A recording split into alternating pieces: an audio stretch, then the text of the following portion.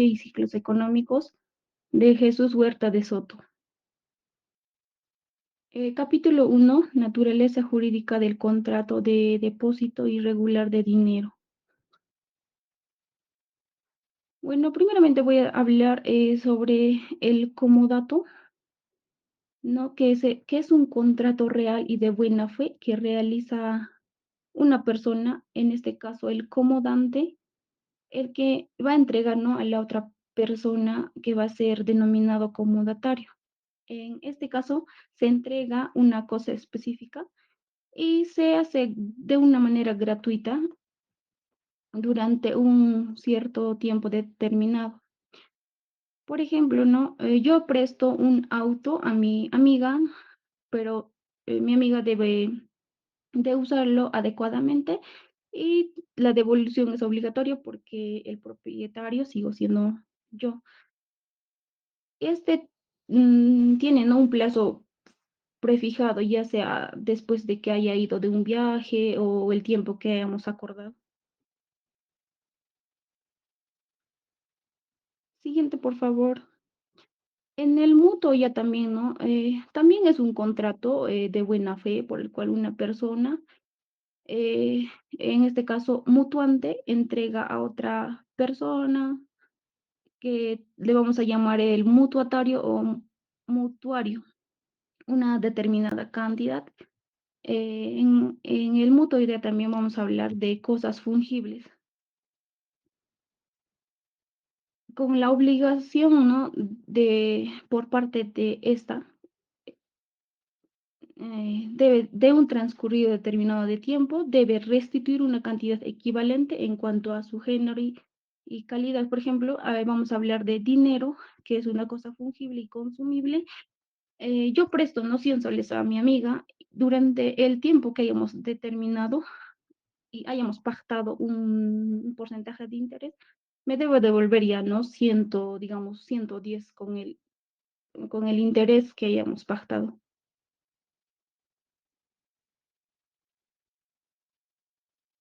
Siguiente, por favor. El contrato de depósito también es un contrato de buena fe por el que una persona, en este caso depositante o deponente, entrega a la otra persona que va a ser el depositario una cosa mueble para que la guarde y custodie y se la restituya en cualquier momento. En este caso hablamos, ¿no?, de cosas muebles. Por ejemplo, el que va a estar interesado va a ser el deponente, que va a querer, ¿no?, que lo guarde o custodie. Y la obligación del deponente va a ser, ¿no?, aparte de entregar, digamos, la cosa, en este caso un violín, retribuir los gastos del depósito al que lo recibe. Si mi violín necesita, digamos, mantenimiento, cambiar cuerdas, en ese caso los gastos lo corre, ¿no?, el depositante. Y la obligación ya también del depositario, el que va a ser, ¿no?, guardármelo y custodiar la cosa recibida. A diferencia de, digamos, de préstamo, aquí no va a existir un plazo de duración, sino que yo puedo pedir que se me lo devuelva en cualquier momento. Y la cosa o el objeto debe estar disponible, ¿no?, al momento que yo se lo pido.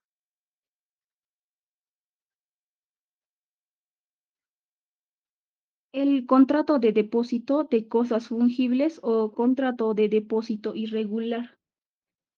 Eh, Se da, ¿no?, cuando una persona deposita bienes fungibles, como el caso de dinero, trigo, gas, en lugar de bienes como específicos, ¿no?, como dinero, joyas o cuadros.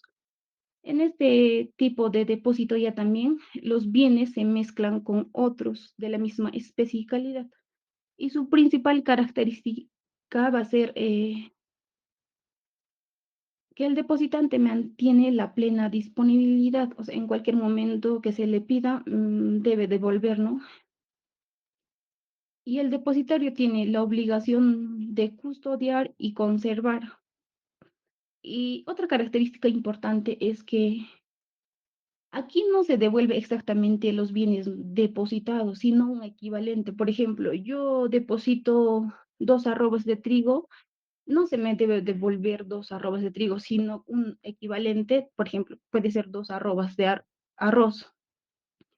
En este caso, no, el de la diferencia entre el depósito regular y irregular es que el depósito regular, eh, hablamos de bienes específicos y individualizados. Y en el depósito irregular ya también se trata de bienes fungibles, ¿no? Como dinero, trigo, que siempre la devolución debe ser en la misma especie y calidad. Y por ello, en los depósitos irregulares no se puede individualizarlos, ¿no? Al momento de la devolución, debe entregar siempre el tantuden, es decir, la misma calidad, cantidad y con las mismas características. Función económica social que cumplen los depósitos irregulares. Una importante función va a ser económicamente y socialmente. Primero va a ser en la reducción de costos, ya que estos bienes no necesitan ser almacenados de manera individual, sino que pueden ser mezclados con otros de la misma especie y calidad. Y otro va a ser que estos depósitos mantienen la disponibilidad inmediata para el depositante, que en cualquier momento puedo solicitar, ¿no?, la devolución al, de lo depositado y tiene que estar listo para que se me entregue. Y a su vez también garantiza lo que es la entrega del tantuden, que ya sabemos que es la misma cantidad y la misma calidad. Otra función importante es la obligación de guardia y custodia por parte del depositario, quien debe asegurar, ¿no?, en todo momento la existencia del equivalente de lo recibido. Elemento esencial del depósito irregular de dinero es precisamente, ¿no?, esa obligación de guardia y custodia, pero no sobre un bien específico, sino del tantuden o el equivalente, ¿no? Que siempre tiene que estar en los mismos bienes físicos entregados de la misma calidad y cantidad y lista también para que se pueda devolver en cualquier momento. Consecuencias de incumplimiento de la obligación esencial en el depósito irregular. Las consecuencias principalmente van a ser civiles y penales. En primer lugar, ¿no? El depositario debe indemnizar al depositante si no cumple la obligación de mantener el tanto, es decir, ¿no?, si no tiene listo de lo recibido en cantidad y calidad. La otra consecuencia va a ser que si el depositario utiliza, digamos, el dinero o bien depositado para su propio beneficio, sin mantener ese equivalente disponible, en este caso, va a cometer el delito de apropiación indebida. En el caso específico de dinero, ya también, ¿no?, el uso de los fondos sin respaldo suficiente puede ser considerado un delito, pero sin embargo, no hay delito si es que el depositario puede devolver el dinero en cualquier momento. Reconocimiento por la jurisprudencia de los principios esenciales de derecho que regulan el contrato del depósito irregular de dinero. Aquí se habla, ¿no?, del principio del coeficiente de la caja del 100%. Este establece que en el depósito irregular de dinero, el depositario debe mantener siempre disponible la totalidad del dinero depositado, así garantizándonos su devolución inmediata al depositante. Y este principio ha sido reconocido por la jurisprudencia de Europa, específicamente en Francia, en los años 1927 y 1934. Eh, Otro ejemplo sobre este principio es tras la quiebra del Banco de Barcelona y en la sentencia del Tribunal Supremo de 1998, donde se afirma, ¿no?, que los bancos deben conservar siempre suficiente dinero para devolver cuando el cliente lo solicite. Este principio lo que hace es exigir que el dinero depositado siempre esté disponible a un 100% para el depositante.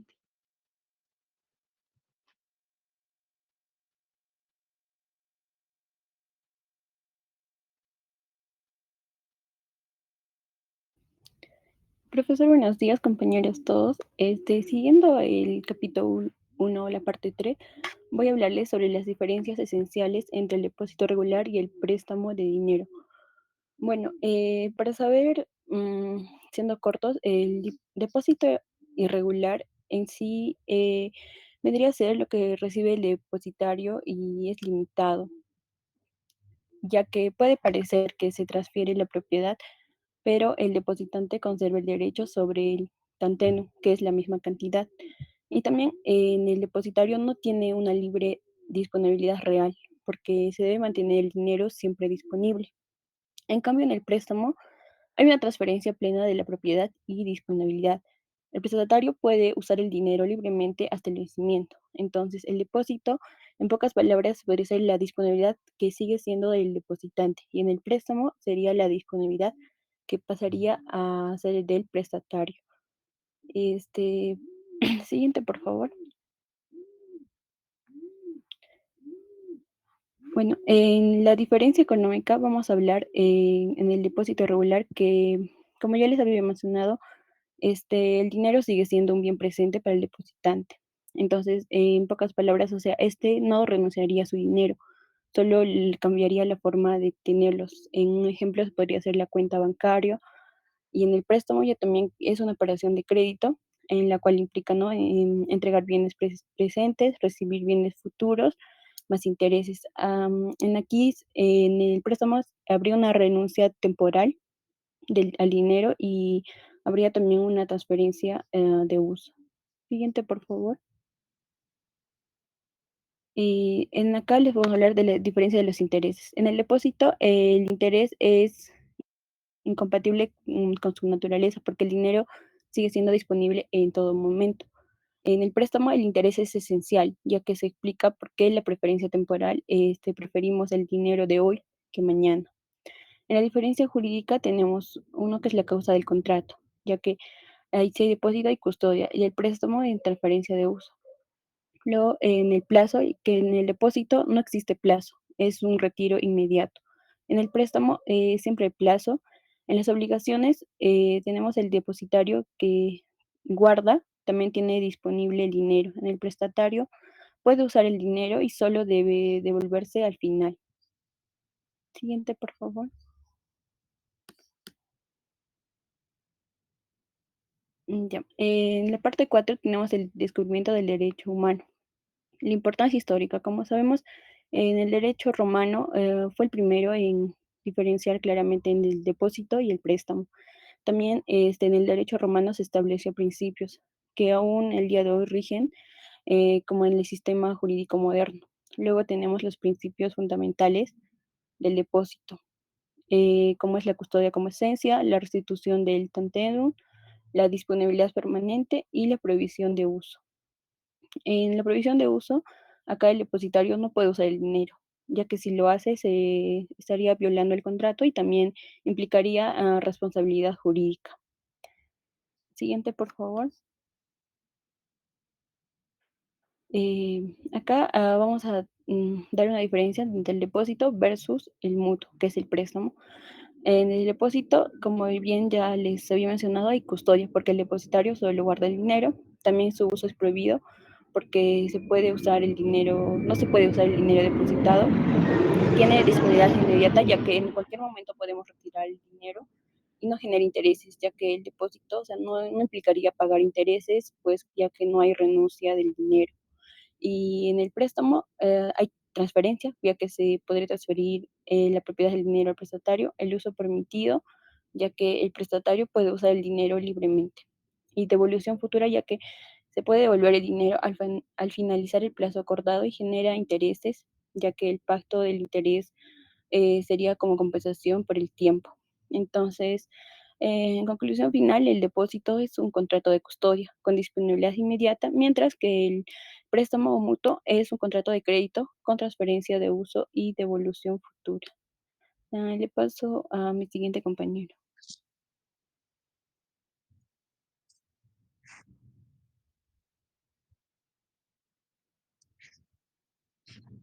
Ya, buenos días con todos.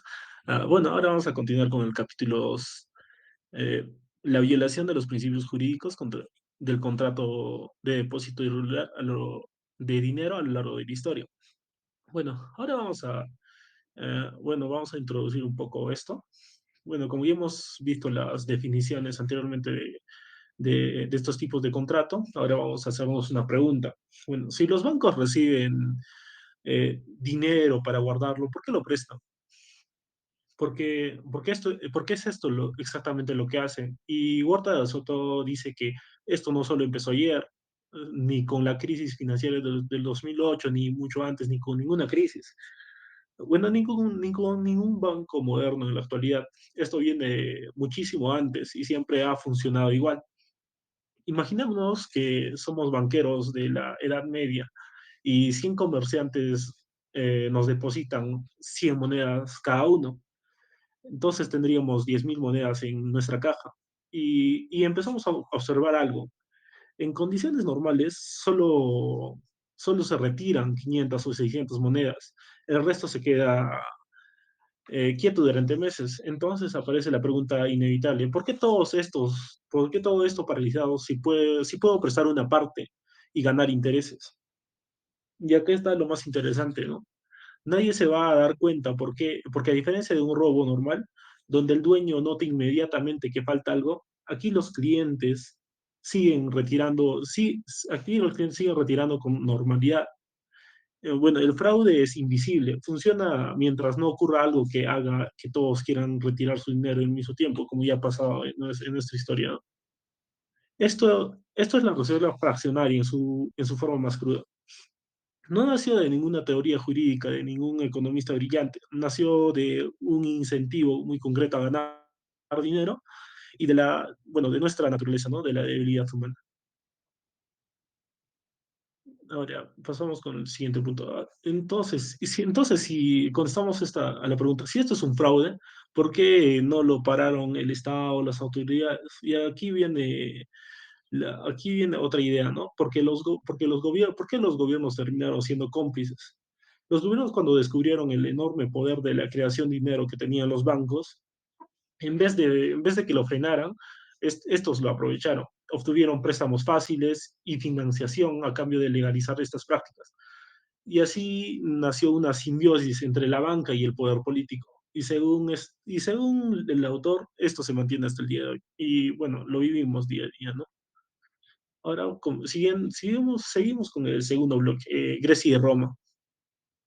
Bueno, con la idea del autor en mente, el autor va a la historia para demostrar algo muy concreto, que no era una práctica aceptada ni normal, era un fraude que todo el mundo reconocía como tal desde el principio. Ahora, para esto veremos primero jurídicamente cómo los romanos distinguía los dos contratos. El primero, el mutuum, el préstamo. Bueno, si yo prestara 100 monedas, son tuyas temporalmente y puedes invertirlas y gastarlas o prestarlas de nuevo. Hay un plazo para este préstamo, hay una obligación de devolver y durante este tiempo la disponibilidad es mía, ¿no? Y puedo usarla para lo que quiera. El segundo es el depósito. Aquí el objetivo es completar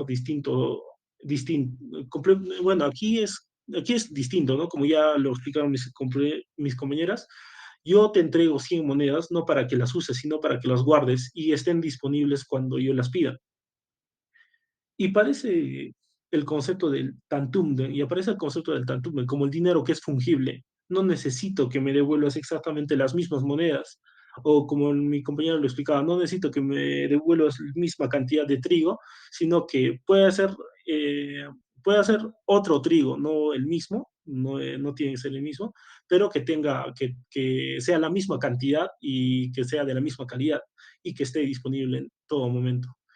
El error histórico que denuncia el autor es que mucha gente confundió, no necesito las mismas monedas como pueden prestar el dinero. Y estas son completamente distintas, como lo vimos en las definiciones. Ahora, como con esto claro, miremos qué pasaba en la práctica. En el año 393 antes de Cristo, Isócrates escribe un discurso judicial sobre el banquero Pasión en Atenas. Pasión se había apropiado del depósito de un cliente, negó su existencia ante testigos, falsificó contratos y cuando los descubrieron no huyó ni reconoció nada. Le rogó al cliente que mantuviera todo en secreto. ¿Y saben por qué? Porque si se enteraban los otros depositantes, perdía confianza y quebraba. Él mismo sabía que lo que hacía era ilegítimo. Y en Roma no fue diferente. Tenemos el caso de Calizo, que llegó a ser papa y santo y que ante todo esto quebró como banquero tras apropiarse de los depósitos de viudas y hermanos cristianos. Eh, eh, Este fue condenado a trabajos forzados. El Estado romano fue incluso más lejos.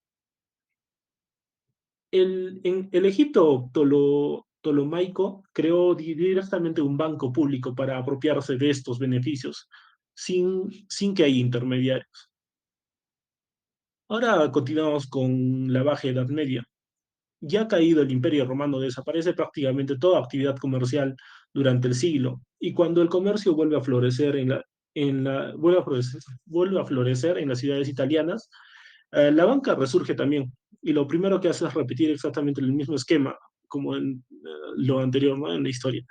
Los primeros bancos de Génova empiezan bien, distinguen con claridad qué es el depósito a la vista, qué es el custodia pura y el depósito a plazo, que en realidad un préstamo al banco, qué es en realidad un préstamo al banco, todo en regla, todo transparente, pero gradualmente la tentación vuelve, nuestra naturaleza humana, empiezan a prestar dinero depositado a la vista, y aquí el autor señala algo muy importante. Cuando Juan deposita 1.000 monedas y el banco se le presta a Pedro, ahora hay dos personas que creen simultáneamente que tienen disponibilidad de las 1.000 monedas. Es decir, Juan sabe que tiene 1.000 monedas depositadas en el banco y Pedro lo tiene en físico, sabe que las tiene. Esto es una contradicción jurídica en el estado más puro, ¿no? Ahora en la Edad Media se añade un ingrediente nuevo que complica todo, la prohibición canónica de los intereses. La iglesia no permitía cobrar intereses en los préstamos. Eso lo consideraban como usura. Entonces la gente empezó a disfrazar los préstamos de depósitos para poder cobrar intereses de forma encubierta a través de lo que se llamó el depositum confessatum. Ahí lo podemos ver. El mecanismo era simple. Al entregar dinero a B declarando que era un depósito al vencer el plazo, B no lo devolvía. Bueno, A reclamaba y B entraba en mora y pagaba el interés por ese concepto. Y nadie mencionaba que esto era un préstamo real. El problema es que esto destruyó la claridad doctrinal sobre qué era un depósito y qué era un préstamo, y los banqueros aprovecharon esta confusión para justificar también la apropiación de depósitos reales. Ahora, culminamos con, continuamos con tres casos diferentes. En Florencia, los grandes bancos, los Bardi, los Peruzzi, concedieron créditos masivos a príncipes, a reyes, con cargos de depósito a la vista. Cuando Inglaterra no pudo pagar sus deudas y la deuda pública colapsó, quebraron todos entre 1341 y 1346. El historiador Cipolla describió la recesión resultante como el paso de la edad del cántico de las criaturas a la edad media de la danza macara. Bueno, es la forma en que él lo definió. El Banco de los Medici empezó con más prudencia, solo los depósitos a plazo, pero con el tiempo incorporó todos los depósitos a la vista y lo usó del mismo modo. Al final sus reservas cayeron por debajo de 10% y quebró. Ahora, y la tabla de Cambi de Barcelona, esto es el caso más llamativo porque era un banco público, era un banco creado directamente por el ayuntamiento para financiarse a sí mismo. Cataluña intentó frenar los abusos de los bancos privados con penas durísimas. El banquero fraudulento que no pagara en un año sería decapitado frente a su propio banco. Y hay constancia de que al menos uno pasó por esto, ¿no? Que es Francesc Castello. Fue ejecutado así en 1360 y aún así la tabla suspendió de pagos. Bueno, el banco dejó de pagar en 1468. Ahora le doy el paso a mi compañero.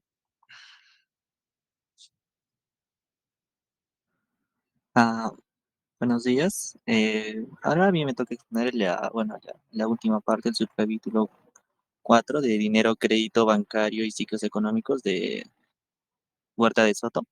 Bueno, en este capítulo nos lleva a recorrer, bueno, vamos a darles una introducción sobre 3 siglos de historia bancaria, ¿no? Desde Sevilla imperial hasta la caída del Banco de Ámsterdam en el siglo XVIII. Y esto para mostrar que los problemas del sistema bancario actual no son nuevos, ¿no? Tienen raíces profundas en la violación sistemática de un principio jurídico todavía. Bueno, pasamos a la siguiente diapositiva. Bueno, la principal o el boom acá era la llegada masiva de oro y plata desde América, o sea, la cual transformó a Sevilla en el centro financiero de Europa, desplazando este rol que hasta entonces tenían las ciudades del norte de Italia, ¿no? Por allí pasaban todas las riquezas del imperio. Con ellas llegaron también los banqueros, principalmente a Sevilla, ¿no? Que era el principal centro, ¿no? Donde se movía todo. Pero esta abundancia tenía un problema. Carlos V, que era el rey en ese entonces, necesitaba financiar sus constantes guerras imperiales. Y para eso recurrió permanentemente al sistema bancario, o sea, una y otra vez al sistema bancario para poder financiarse, ¿no? Esta necesidad fiscal creó una alianza muy peligrosa entre el poder político y los banqueros privados. ¿Y qué hacían estos banqueros, no? Recibían depósitos a la vista, es decir, dinero de los clientes que podían retirar en cualquier momento, pero en lugar de guardarlo, lo prestaban o lo invertían en sus propios negocios. Y pues a esto se le llamaba como una banca con reserva fraccionaria. No solo guardaban una fracción del dinero depositado y ya pues lo demás lo usaban en sus negocios. Y Carlos V no solo toleraba esta práctica, sino que directamente confiscaba el oro depositado en los bancos para financiar a la corona, ¿no? O sea, con el tesoro de los bancos, lo que incentivaba aún más a los banqueros a prestar ese dinero antes de que llegara el momento de una confiscación, ¿no? Era que más dinámico todavía. Pasamos a la siguiente diapositiva. Los banqueros sevillanos y sus quiebras, sí, ya también tenemos acá, ¿no? Acá tenemos 3 puntos de vista. Esta lógica tuvo consecuencias, ¿no? Huerta de Soto nos presenta a los principales banqueros de Sevilla, los Espinosa, Domingos de Lizarrazas y Pedro de Morga. Los Espinosa, cual era la principal casa bancaria de la ciudad vinculada directamente a la Hacienda Real, colapsaron en 1579 y todos sus socios terminaron en prisión. En el caso de Domingo de Lizarazas, quebró en 1553, incapaz de devolver más de 6,5 millones de maravedís a sus depositantes, o sea, prácticamente una quiebra total, ¿no? Y otra de las familias importantes, Pedro de Morga, que cayó en 1575 con la segunda bancarrota de Felipe II, que dejó de pagar sus deudas y arrastró consigo a los banqueros que le habrían financiado, ¿no? Bueno, según el historiador Carlos Cipolla, describe cómo en esa época los banqueros pagaban solo con tinta, ya no tenían dinero en efectivo, solo anotaciones contables, ¿no? O sea, solo era papel prácticamente, ¿no? Y por eso se le llamaba un pago solo con tinta. Y bueno, aquí Huerta de Soto señala que pasaron por alto la causa profunda no fue una mala gestión individual, sino la expansión artificial del créditos sin respaldo del ahorro real, ¿no? Lo que generó un auge económico ficticio. Ahora, bueno, pasando a la siguiente diapositiva, tenemos la escuela de Salamanca. Eh, Estos fenómenos no pasaron desapercibidos, ¿no? Para los grandes pensadores de la época. Bueno, como sabemos, Salamanca fue una de las primeras universidades del mundo. Los teóricos de la escuela de Salamanca, ¿no? Precursores incluso de la escuela austriaca, analizaron con notable rigor el negocio bancario. Saravia de la Calle, en su institución de mercaderes de 1544, fue el más crítico. Para él era completamente ilegítimo que el banco prestara dinero que le habían confiado para guardar, o sea, no era correcto, ¿no? Decía con mucha ironía que los banqueros eran como arpías que lo confunden y ensucian, o sea, un intermediario malo, se podría decir, ¿no? Su postura era clara, ¿no? Bueno, lo que él decía, ¿no? El banquero debe cobrar por custodiar, no pagar interés. También tenemos a Martín de Azpilicueta, el cual coincidía también, ¿no? El dinero depositado debe estar siempre disponible para su dueño. El banquero solo debe actuar como guardián, según él, ¿no? Y bueno, Huerta de Soto concluye que esta postura flexible tiene una contradicción lógica insalvable, ¿no? No puedes comprometerte a devolver un depósito en cualquier momento y al mismo tiempo haberlo prestado. Son obligaciones incompatibles y, o sea, en un mismo tiempo también muy complicado, ¿no? Bueno, pasando a la siguiente diapositiva, en la cual ya pasamos al subcapítulo 5, el Banco de Ámsterdam. España se hundía en sus crisis bancarias, ¿no? De 1609, las cuales, ahí surgió algo muy importante, ¿no? ¿Cuál era el Banco de Ámsterdam, ¿no? La cual es actual en Países Bajos, ¿no? Y bueno, para Huerta de Soto este banco es fundamental porque representa el único o el gran intento de construir una banca radicalmente diferente, o sea, a diferencia de lo que antes era, ¿no? De que solo tenían que ser guardianes. Su principio era simple, ¿no? El dinero depositado no pertenece al banco, según el principio del Banco de Ámsterdam, ¿no? El contrato es exclusivamente de custodia, no se presta, no se invierte, se guarda. Acá la pregunta es si funcionó. La prueba más contundente fue la que llegó en 1672, cuando Francia invadió los Países Bajos, ¿no? Aquí el pánico fue inmenso y los depositantes fueron a retirar su dinero al mismo tiempo, ¿no? El banco pagó a todos sin demora en metálico, ningún banco, o sea, hoy en día o actualmente ningún banco podría sobrevivir a este caso, ¿no? Incluso se declararían en quiebra, pero en este año sí el Banco de Amsterdam lo hizo, ¿no? Ya que simplemente guardaba el dinero. Ahora, bueno, como una referencia, Adam Smith elogió este modelo en La riqueza de las naciones, ¿no? Por cada florín anotado en los libros, había un florín real en las bóvedas, o sea, una confianza total. Bueno, pero este modelo era incómodo para los gobiernos que no podían utilizarlo, ¿no? Como por ejemplo Carlos V. Bueno, pasando a la siguiente diapositiva, tenemos la mutación institucional. Bueno, Amsterdam era un modelo honesto, ¿no? Según se le denominaba. Y pues tenemos la mutación institucional del modelo bancario de Ámsterdam. El Riksbank sueco en 1656 nació inspirado en Ámsterdam, pero rápidamente combinó depósitos con préstamos e introdujo la emisión de papel moneda, ¿no? En 1668 fue absorbido por el Estado sueco, y aquí fue donde nació el primer banco central estatal del mundo. Tenemos el Banco de Inglaterra en 1694, creó directamente para financiar la deuda del gobierno. En 1797 suspendió pagos en metálico. A partir de ese momento, los billetes del banco ya no podían cambiarse por oro. Y habíamos entrado en el sistema bancario moderno, lo de hoy en día, ¿no? Basado en dinero fiduciario y los bancos centrales como prestamistas de última instancia. Bueno, pues en cuanto al propio Banco de Ámsterdam, a finales del siglo XVIII comenzó en secreto a prestar fondos para financiar a los gobiernos holandés. De 20 millones depositados, solo quedaban 4 millones en reservas reales. O sea, el último bastión de la banca honesta había colapsado, que era Ámsterdam.